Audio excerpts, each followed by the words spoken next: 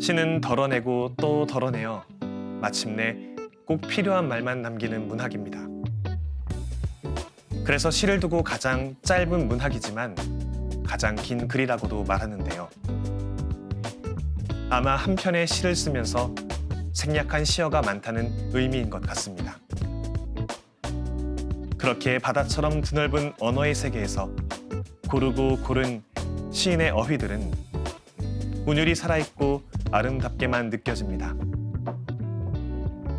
오늘은 50년이라는 긴 시간 동안 온 마음을 다해 시를 써온 시인의 기록을 읽으며 시인의 삶과 문학 세계를 잠시나마 만나보겠습니다.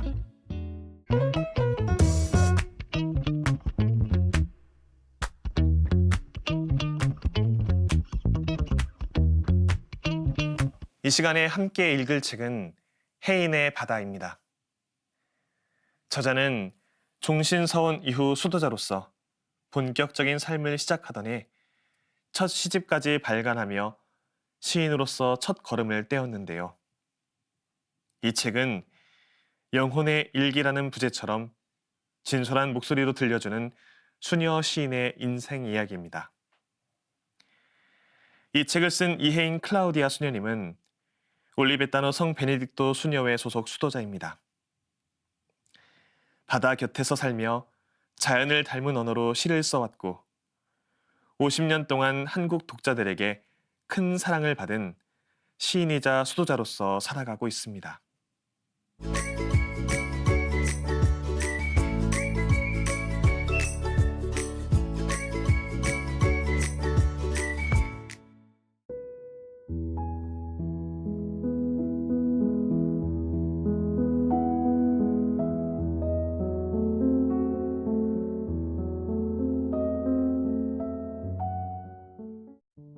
커다란 히말라야 시다가 높이 뻗어나가는 그 밑에 안진뱅이 노란 민들레들이 납작하게 엎드려 있었어요. 다 자란 모양이 그러할 뿐인데 사람들은 안진뱅이라며 쳐다보지도 않는 모양입니다. 그러나 그들은 할 수 있는 최대한의 힘으로 피어나고 있어요.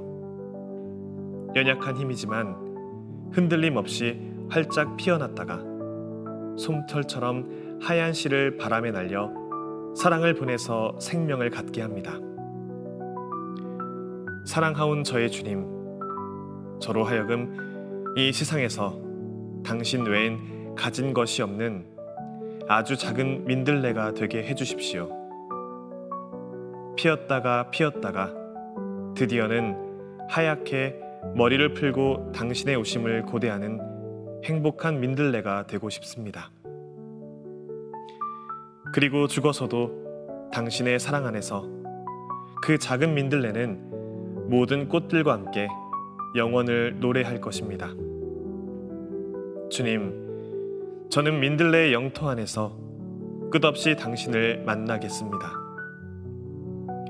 제가 당신을 만나 이야기하는 이런 시간들, 이렇게 조용히 마음을 모아 당신께 편지를 쓰는 순간들을 일컬어 저는 또한 민들레의 영토라고 이름 붙이고 싶습니다. 어쩌면 가장 아름다운 선물, 당신이 제게 허락하신 제일 멋진 종신서원 선물인 첫 시집 민들레의 영토가 태어난 이래로 저는 민들레에 대한 애착을 더욱 버릴 수가 없습니다.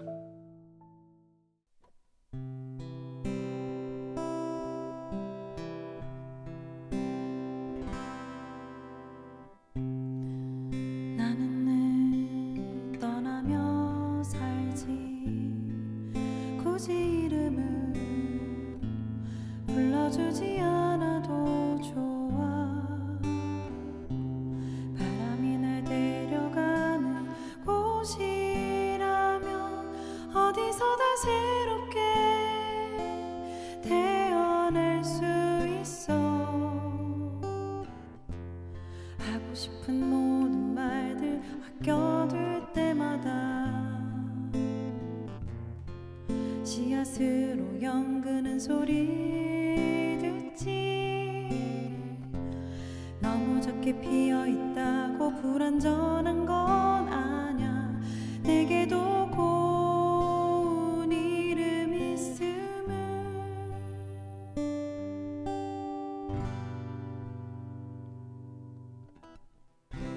사람들은 몰라 서운하지 않아.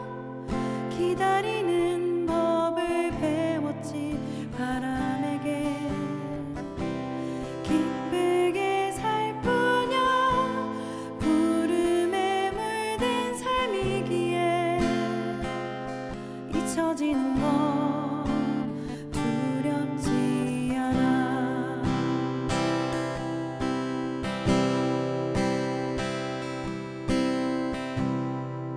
나는 내 떠나며 살지. 굳이 이름을 불러주지 않아도 좋아.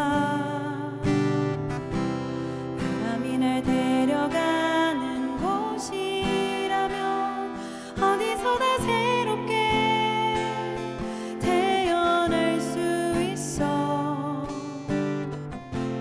하고 싶은 모든 말들 아껴둘 때마다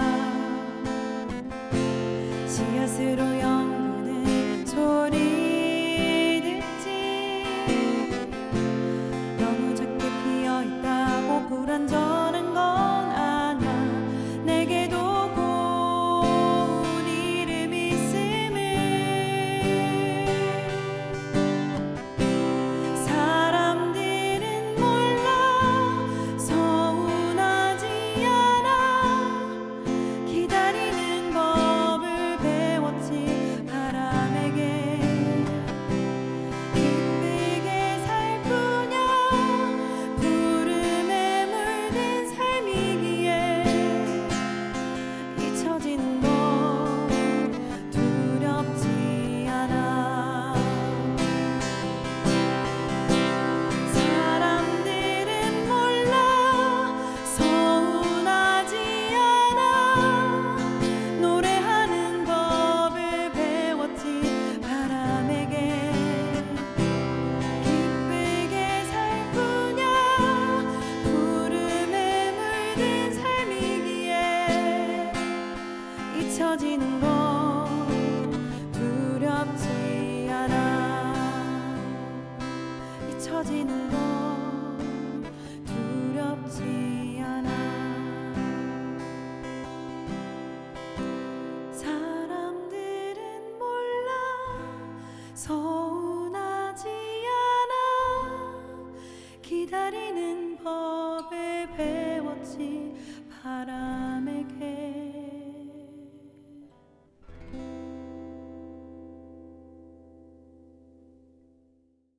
노란 민들레의 꽃말이 감사와 행복인 것과 달리 하얀 꽃잎의 토종 민들레는 내 사랑 그대에게 드려요 라는 꽃말을 가지고 있습니다. 흰 민들레를 보기 어려운 것처럼 사랑을 주는 것도 쉽지는 않지만 굳게 결심한다면 우리는 행복한 마음으로 사랑을 전하며 살 수 있을 겁니다. 오늘 오후에는 병원에서 짜증스러운 일이 연달아 일어났습니다. 겉으로 표현하지 않느라 아주 혼이 났습니다. 사람들은 약속이라도 한 듯이 성가시게 굴었고 저는 울컥 치미는 노여움을 억제하기가 어렵게 느껴졌습니다. 주님, 진정 모든 사람을 예외 없이 사랑한다는 게 얼마나 어려운 일입니까? 특히 별로 마음에 들지 않는 사람조차 한결같이 따스하게 대해주기가 말입니다. 한치의 여유도 없이 일에 노예가 된 듯한 사람들을 보는 것은 별로 유쾌한 일이 아닙니다. 그렇지만 저 또한 그러한 사람들 중 하나가 아닐지 염려됩니다. 릴케의 하느님의 손에 관한 이야기를 읽었습니다. 어린이를 위한 그의 이야기는 부드럽고 서정적이고 그러면서도 깊은 일면을 띠고 있었습니다. 주님, 산다는 것이 무엇인지 더 깊이 이해하고 살아있는 동안 보고 듣고 말하는 모든 일을 더 가치 있게 만들기 위해서 우리에게 끊임없는 명상과 성찰이 필요하리라 믿습니다. 인간과 사물과 자연, 그리고 당신께서 살아계신 동안을 무엇보다 더 사랑하며 살게 해주십시오.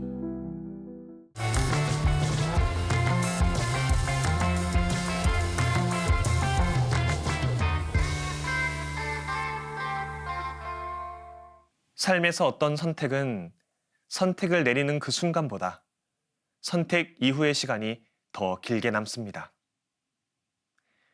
결정하는 일보다 그 결정을 살아내는 일이 훨씬 더 많은 시간을 요구하기 때문입니다. 그래서 우리는 때때로 선택의 무게를 결과가 아니라 그 이후에 이어질 시간의 길이로 실감하게 됩니다. 이 해인 수녀님의 해인의 바다 말미에 부록으로 실린 종신서원을 준비하며를 읽다 보면 바로 그 지점에 오래 머물게 됩니다. 종신서원이라는 한 번의 결심을 앞두고 있지만 그 글이 말하고 있는 것은 어떤 극적인 결단의 순간이 아니라 그 결심에 이르기까지 지나온 시간과 앞으로 살아가야 할 시간에 대한 조용한 성찰입니다. 종신서원은 단순히 한 번의 선택으로 끝나지 않습니다. 오히려 그 선택 이후에 이어질 수없이 반복될 일상의 시간들 속에서 비로소 그 의미가 드러납니다. 매일의 작은 선택들, 눈에 띄지 않는 충실함, 때로는 흔들리고 다시 돌아오는 과정들까지도 모두 그 서원의 일부가 됩니다.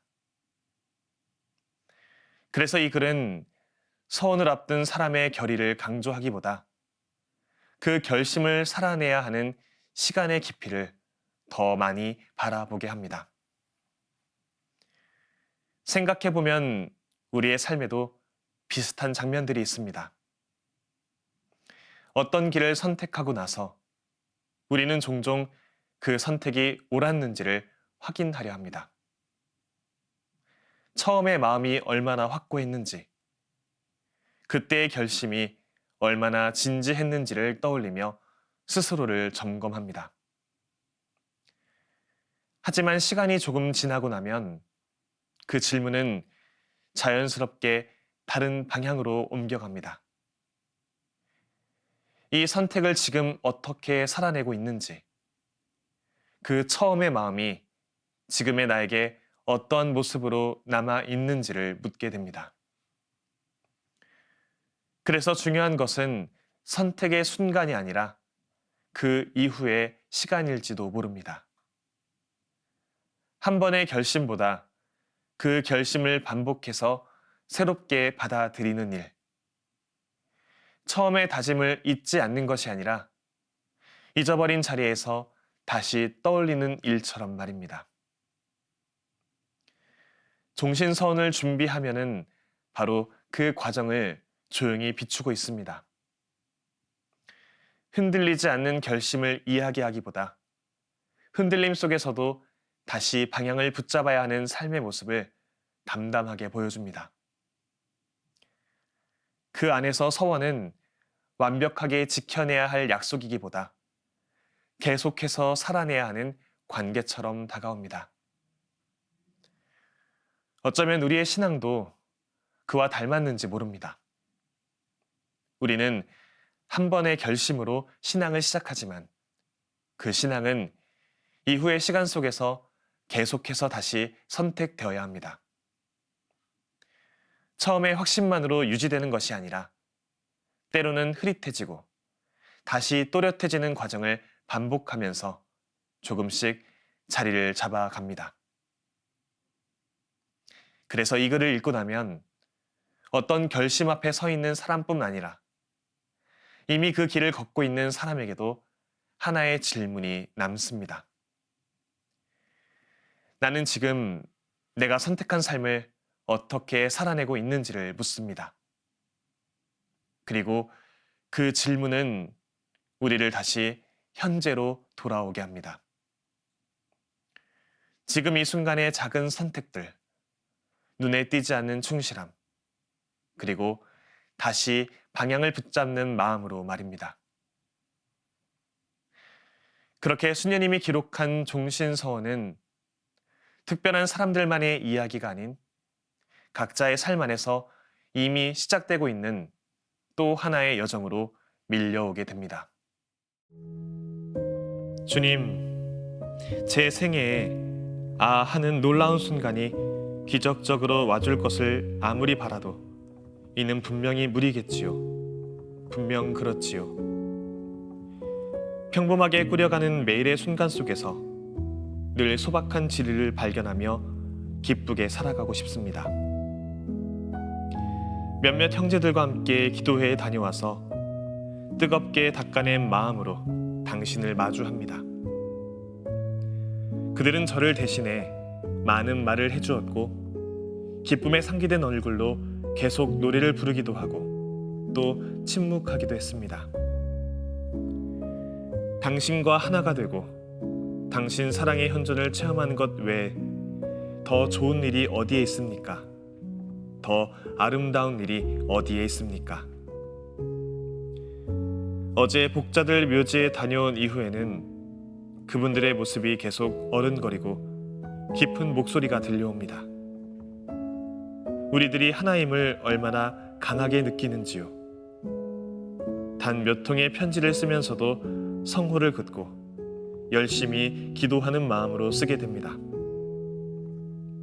오 주님, 어떻게 하면 다른 사람들도 당신께 데려갈 수 있습니까? 그것이 궁금해요. 저는 혼자서만 당신을 가지고 싶지 않기 때문입니다. 지극히 보잘것없는 저를 도구로 써주십시오. 많은 물과 불로도 끄지 못하는 사랑에 사로잡힌 당신의 자녀가 되도록 해주십시오.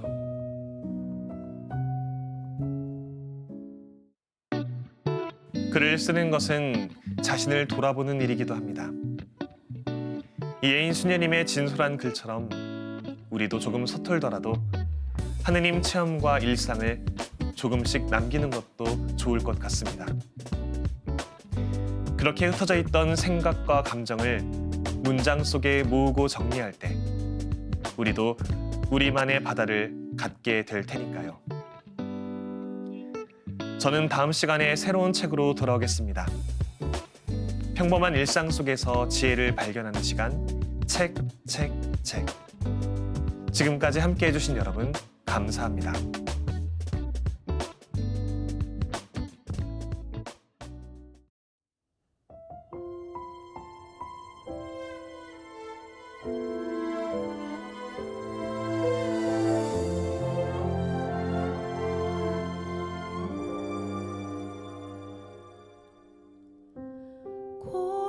고요한 새벽의 마음을 여니 나를 부르신 그 숨결이 흐르고 흐른다.